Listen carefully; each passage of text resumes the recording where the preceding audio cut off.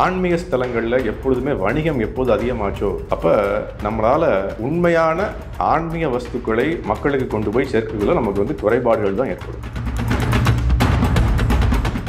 ஒவ்வொரு 2 வருடம் 3 வருடத்துக்கு கான்ட்ராக்டர் மாறிக்கிட்டே இருக்கார். ஒவ்வொரு அரசியல் கட்சி வந்தாலும் கான்ட்ராக்டர் மாறுறார். அப்போ இதெல்லாம் அரசியலாக்கப்பட்டு கண்டிப்பாக வந்து ஒரு மத நம்பிக்கையில் நம்மளுடைய ஆன்மீக நம்பிக்கையில் வந்து நம்ம சீர்குலைக்கும் தனமாகத்தான் இருக்குது. பெய்டு கான்ட்ராக்சுவல் லேபர்ஸ் தான் நைவேத்தியம் பண்ணுறாங்க. பெய்டு கான்ட்ராக்சுவல் லேபர்ஸ் தான் என்ன பண்ணுறாங்க அப்படின்னா கோயில் சம்பந்தமான அனைத்து விஷயங்களையும் மேற்பார்வை பண்ணுறாங்க. நான் தினமும் கோயிலுக்கு வரேன், எனக்கு நீ செய்வாயா? நான் என்னை பரீட்சையில் பாஸ் பண்ணால் நான் 100 தேங்காய் உடைப்பேன். எனக்கு வந்து நல்ல மனைவி கிடைத்தால் உங்களுக்கு வந்து நான் வந்து கோயில் கட்டுவேன். இப்போ என்ன பண்ணுறோம், கடவுள்கிட்ட போய் நம்ம என்ன பண்ணுறோம்னா ஒரு பிஸ்னஸ் டீல் பேச போயிட்டோம். நமக்கு கடவுள் மீது நம்பிக்கை இருக்குது, நாம் ஒரு கோயிலை எடுத்து நாம் நடத்தலாமே, ஏன் நடத்த முடியல? நமக்கு கோயில் இடம் தேவை, நமக்கு தேவை என்னுடைய பௌதிக விஷயங்களுக்கு யாராவது நிவர்த்தி செய்வார்களா? அப்போ அவர் என்ன பண்ணுவார், உங்களுக்கு பௌதிகம் தானே முக்கியம், ஆன்மீகம் முக்கியம் இல்லையே.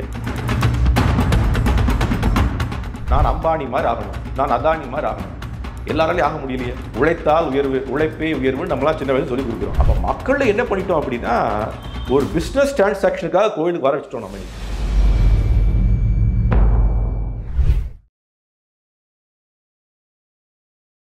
இளையபாரதம் நேயர்கள் அனைவருக்கும் வணக்கம். இன்னைக்கு நம்மளோட இஸ்கானோட நிர்வாக அதிகாரி ஸ்ரீ ராமதாஸ் அவர்கள் தான் இருக்கார்.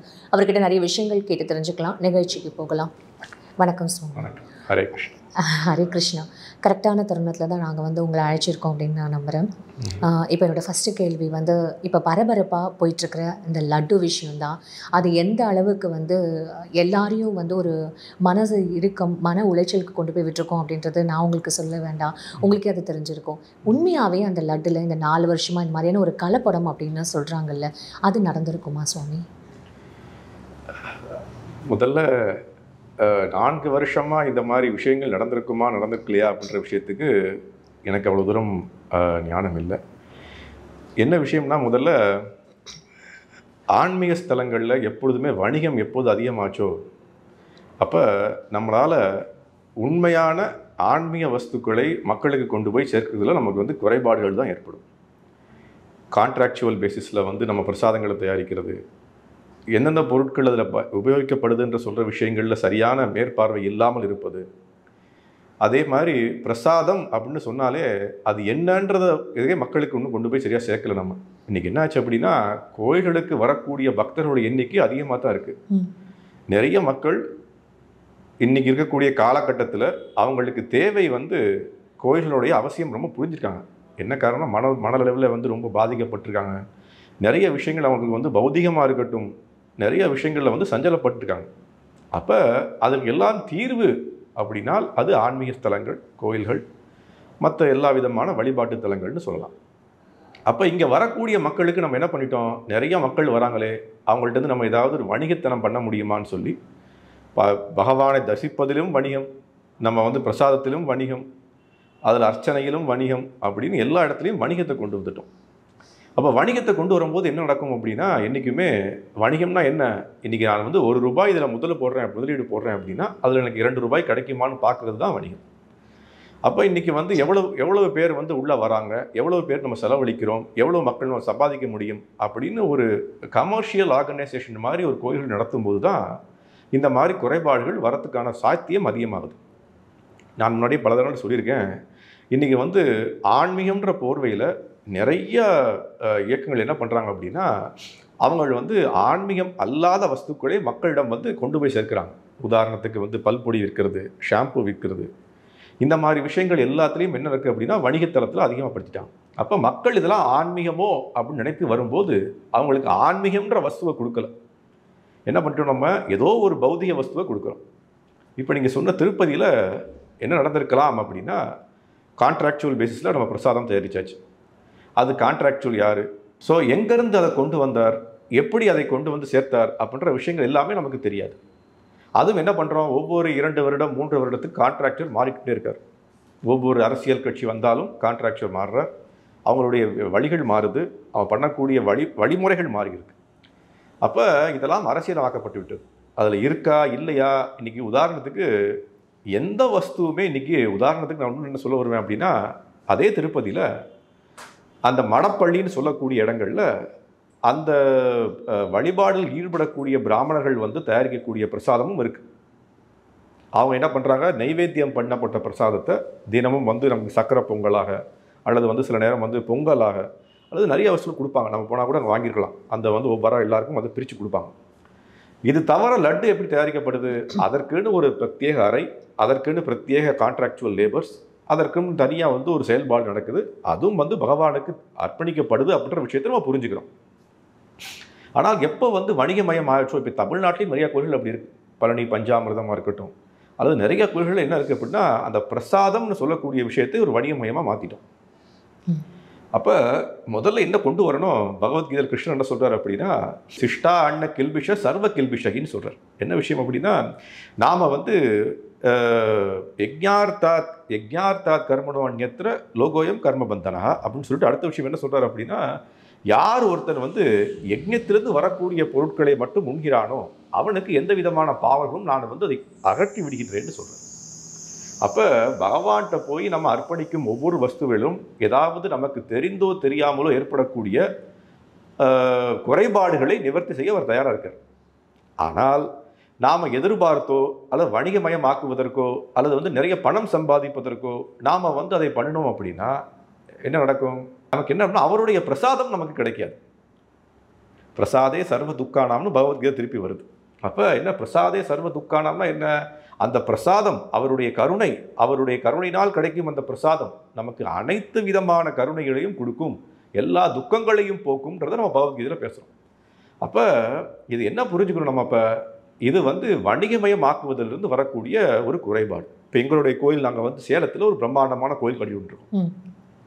அங்கே என்ன பண்ணுறோம், எல்லா விதமான விஷயங்களும் பிரசாதங்கள் தயாரிப்பில் நாங்களே ஈடுபட்டு கொண்டிருக்கோம். உதாரணத்துக்கு நீங்கள் கோயிலுக்கு வந்தீங்க அப்படின்னா அரிசி நாங்களே தயாரிக்கிறோம், நாங்களே உற்பத்தி செய்கிறோம். என்ன சொல்கிறது, நம்மளுடைய தால்னு சொல்லக்கூடிய அனைத்து விதமான பருப்பு வகைகளும் நம்மளே உற்பத்தி பண்ணுறோம். இந்த வருஷத்துலேருந்து என்ன பண்ணிட்டோம் அப்படின்னா, ஜாகரி நம்மளுடைய வெல்லம் அதுவும் நம்ம உற்பத்தி பண்ண ஆரம்பித்தாச்சு. நம்மளே வந்து நெய் உற்பத்தி பண்ணுறோம், நம்மளே வந்து எண்ணெய் உற்பத்தி பண்ணுறோம்.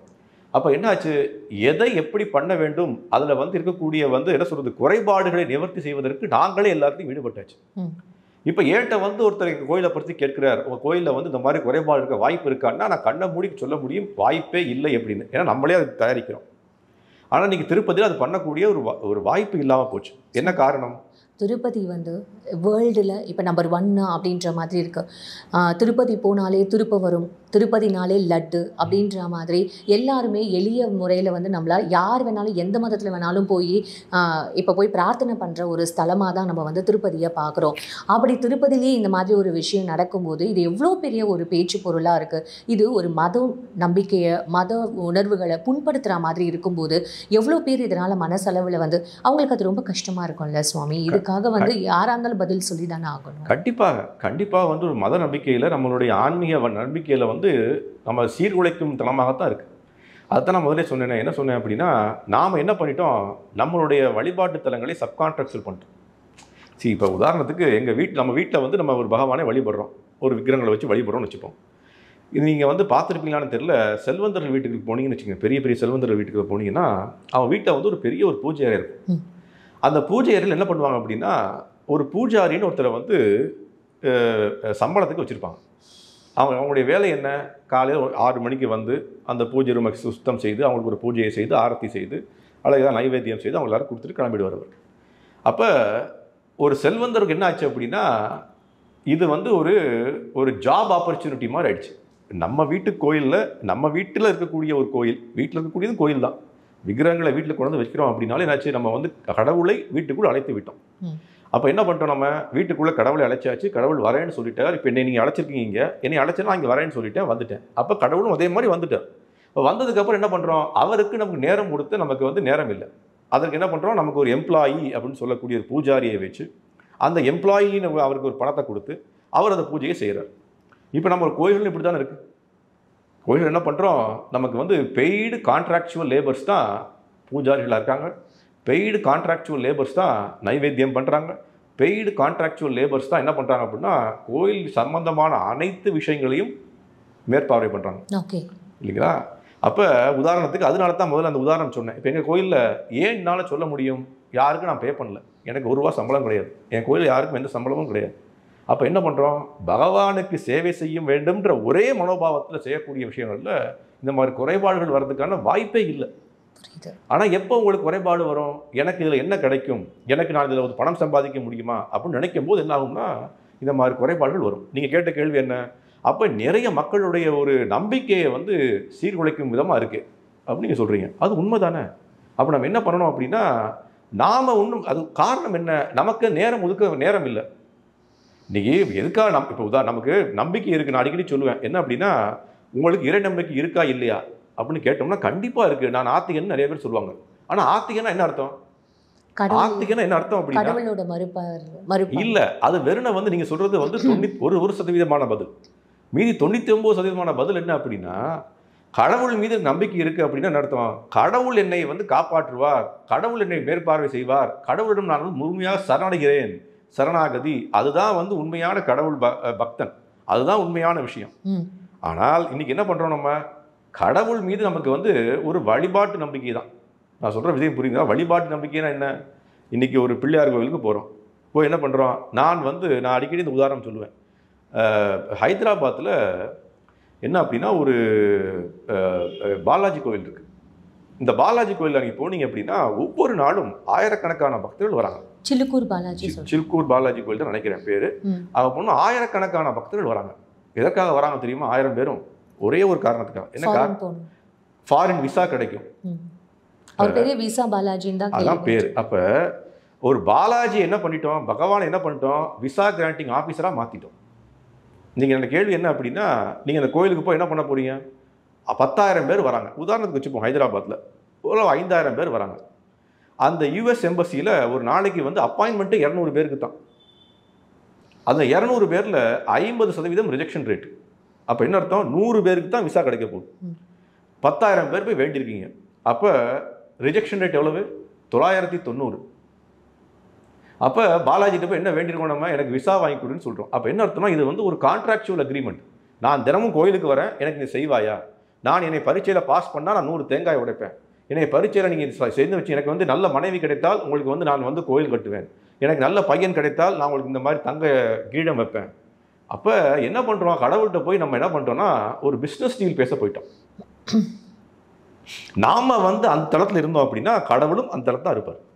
அவர் என்ன பண்ணுவார், அப்போ உங்களுக்கு அதுதான் என்கிட்ட வேணுமா, அப்போ அதே மாதிரி நான் இருந்துக்கிறேன். எப்போ அனோனியம் வளரும், எப்போ கடவுள் நம்மளை வந்து அவருடைய உற்ற நண்பனாக பார்ப்பார், உற்ற ஒரு என்ன சொல்கிறது உற்ற மனிதனாக பார்ப்பார் அப்படின்னா நாமும் அவரும் அன்னோனியமாக இருக்கும்போது. அப்போ நாம் என்ன பண்ணிட்டோம், இப்போ ஒரு பிஸ்னஸ் கான்ட்ராக்சுவல் டீலிங்காக தான் கடவுள்கிட்ட போகிறோம், ஒரு வழிபாட்டு தளத்துக்கு போகிறோம். அப்போ நமக்கு நேரம் இல்லை, நாம் என்ன சொல்கிறோம், அங்கே குறைபாடு இருக்கே, அங்கே குறைபாடு இருக்கேன்னு சொல்கிறோம். அப்போ நமக்கு அவ்வளவு ஆன்மீக நம்பிக்கை இருந்தால் நாமே அதை முழுமையாக நாமளே செய்யக்கூடாது. நான் கேட்குற கேள்வி விளங்குதா, புரியுது. அப்போ என்ன அப்படின்னா, நமக்கு கடவுள் மீது நம்பிக்கை இருக்குது, நாம் ஒரு கோயிலை எடுத்து நாம் நடத்தலாமே, ஏன் நடத்த முடியல, ஏன் நடத்த முடியல அப்படின்னா நமக்கு தேவை ஒரு பிஸ்னஸ் டிரான்சாக்ஷன் வித் காட். அந்த பிஸ்னஸ் டிரான்சாக்ஷன் வித் காட் இருக்கும்போது இந்த மாதிரி குறைபாடுகள் உள்ள விஷயங்கள் தான் வந்து கொண்டே இருக்கும். நாம் என்ன பண்ணணும், முதல்ல நம்மளுடைய சமுதாயத்துக்கு என்ன சொல்லிக் கொடுக்கணும் அப்படின்னா, நாம் வந்து தன்னுடைய மனோபாவத்துக்கு தகுந்த மாதிரி நிறைய விஷயங்கள் என்ன பண்ணணும், கடவுளிடம் சரணடையும் ஒரு மனோபாவத்தை குழந்தைகளிலிருந்து வளர்க்க ஆரம்பிக்கணும். இன்றைக்கி என்ன பண்ணிட்டோம் அப்படின்னா, வீட்டில் அடிக்கடி நான் அதை சொல்லுவேன், நிறையா விஷயங்கள் வந்து மற்ற மதங்கள்லேருந்து நம்ம கற்றுக்க முடியும். குரானில் ஒரு விஷயம் வரும், என்ன சொல்லப்பட்டிருக்கு அப்படின்னா, a family which prays together and eats together stays together. நான் வந்து இதை இங்கிலீஷ் பண்ணி சொல்கிறேன் உங்களுக்கு. அப்போ என்ன அர்த்தம், ஒரு குடும்பம் ஒன்றாக வீட்டில் வந்து பிரார்த்தனை செய்யக்கூடிய குடும்பம், ஒன்றாக உட்கார்ந்து அமர்ந்து சாப்பிடக்கூடிய குடும்பம் எப்பொழுதும் ஒன்றாக இருக்கும். இன்னைக்கு எவ்வளவு குடும்பங்கள் நடக்குது, எவ்வளோ வீடுகளில் ஒன்றாக பிரார்த்தனை நடக்கிறது இல்லையே, ஒன்றாக உணவு அருந்துறது இல்லையே. அப்போ குடும்பங்களுக்குள்ளேயே நம்ம என்ன பண்ணிட்டோம் அப்படின்னா, ஒரு ஆன்மீகம்ன்ற ஒரு முக்கியமான விஷயத்தை வீட்டுக்குள்ளே கொண்டு வரல. அப்போ நீங்கள் கேட்ட கேள்விக்கு நான் வந்து மறைமுகமாக பதில் சொல்கிறேன். என்ன சொல்கிறேன் அப்படின்னா, நம்மளுடைய நம்பிக்கையை அதிகப்படுத்தி கொள்ள வேண்டும். பகவானின் கோயிலில் வந்து குறைபாடு இருக்கத்தான் செய்யும், கலியுகத்தில் இருக்கிறது தான் செய்யும். என்ன பண்ணோம் அப்படின்னா, நிறையா வந்து பகவத்கீதை கிருஷ்ணன் சொல்கிறார். என்ன சொல்கிறார் அப்படின்னா, காலப்போக்கில் சகாலேன மகதா யோகோ பிரஷ்டோ அபிஜாயத்து அப்படின்னா, சகாலேன மகதா ரொம்ப காலமாக என்னாச்சு, நம்மளுடைய யோக பயிற்சி முறைகள், நம்மளுடைய ஆன்மீக விஷயங்கள்லாம் வந்து கொஞ்சம் கொஞ்சம் கொஞ்சமாக குறைந்து கொண்டே தான் போகும் அப்படின்றத அவர் எடுத்து சொல்கிறார். அப்போ நாம் என்ன பண்ணிக்கணும் அப்படின்னா, கடவுளை ஒரு புண்ணிய ஸ்தலத்துக்கு போகிறோம்.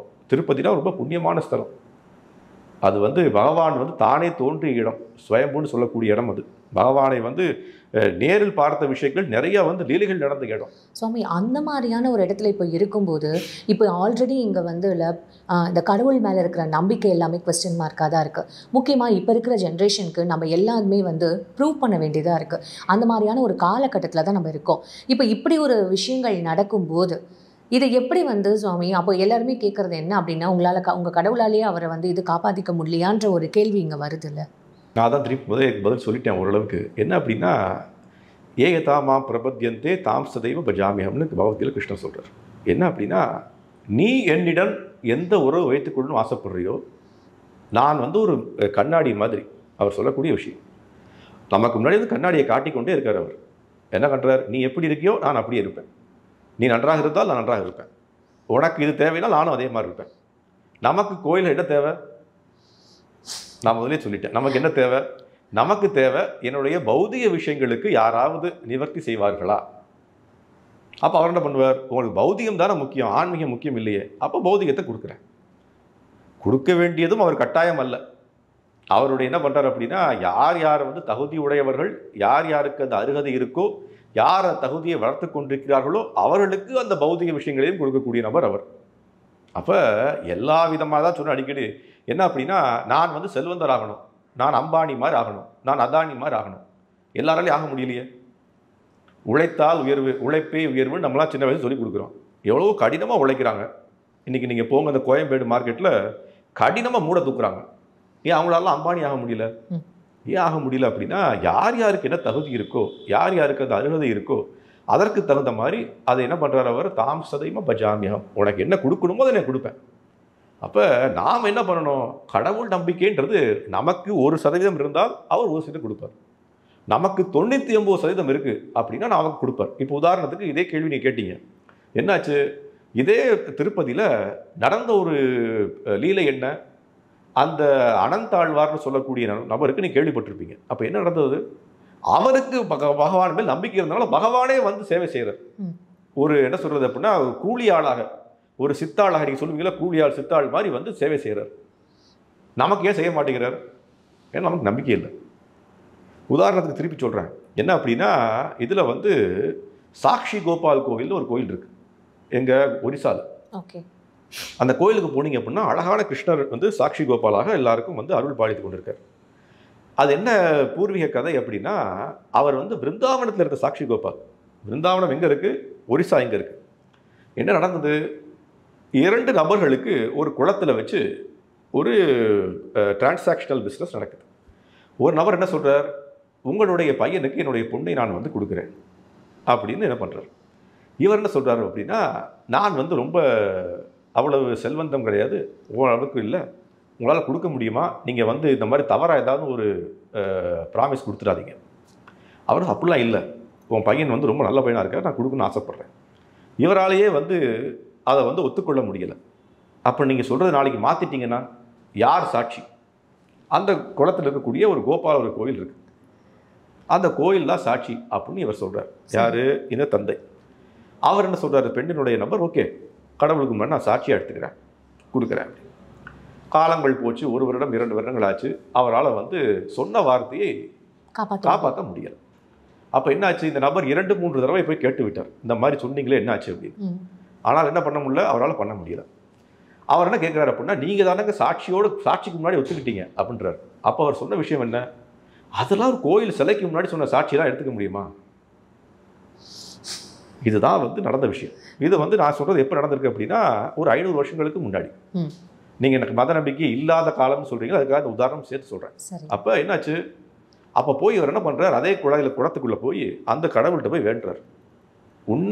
உனக்கு முன்னாடி சாட்சியாக நான் எடுத்துக்கொண்டேன், நீ வந்து எனக்கு சாட்சியாக சொல்லணும் சரி அப்படின்றார் அவர். இப்போ இவர் என்ன சொல்கிறார் அப்படின்னா, என்னுடைய பையன் வந்து இப்போ அங்கே வந்து ஒரிசா கிட்ட வந்து இது செய்து கொண்டிருக்கான், அவன்கிட்ட வந்து நீ பார்க்கணும் அப்படின்னு. அங்கேருந்து அவர் என்ன பண்ணுறார்?